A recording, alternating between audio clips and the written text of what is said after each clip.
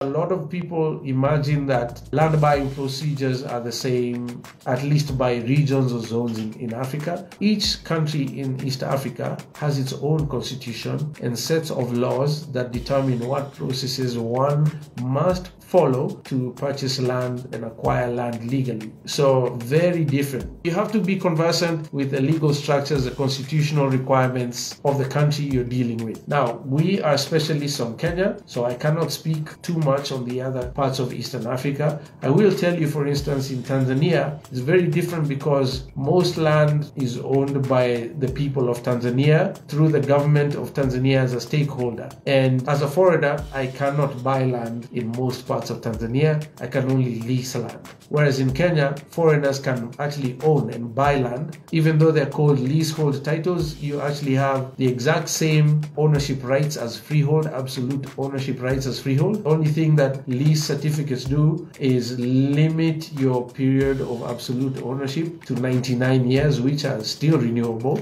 if you renew on time. But these are some of the key nuances and differences between land ownership in Kenya versus the rest of East Africa. And to avoid any hurdles, pitfalls, landmines, pun intended, make sure you work with a licensed advocate of that particular country. No shortcuts. Goshen.